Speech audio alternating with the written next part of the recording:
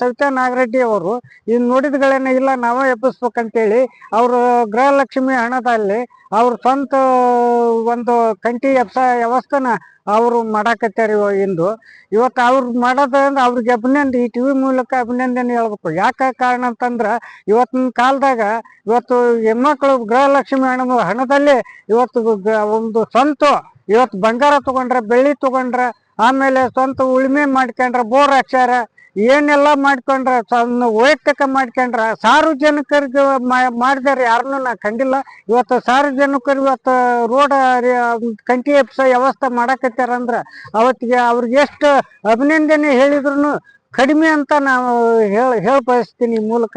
ಮೂರು ಎರೆಂಚನ ಗ್ರಾಮದಲ್ಲಿ ಸವಿತಾ ಉಮೇಶ್ ನಾಗರೆಡ್ಡಿ ಅವರು ತಮ್ಮ ಗೃಹಲಕ್ಷ್ಮಿ ದುಡ್ಡಿನಲ್ಲಿ ಒಂದು ಎಲ್ಲಾ ರೈತರಿಗೂ ಸಹಾಯವಾಗ್ಲಿ ಅಂತ ಒಂದು ಕೋಟುಂಚೀಟು ಎರೆಂಚನಾಳ್ ರೋಡನ್ನು ತಮ್ಮ ಗೃಹಲಕ್ಷ್ಮಿ ದುಡ್ಡಿನಲ್ಲಿ ರೆಡಿ ಮಾಡಿಸ್ತಾ ಇದ್ದಾರೆ. ಕಂಟಿಗಳನ್ನು ಕೀಳಿಸ್ತಾ ಇದ್ದಾರೆ. ಯಾವ ರೈತರಿಗೂ ತೊಂದರೆ ಆಗ್ಬಾರ್ದಂತ ಅಂತ ಮಹಿಳೆಗೆ ನಮ್ಮ ಧನ್ಯವಾದಗಳನ್ನು ಹೇಳುತ್ತೇನೆ.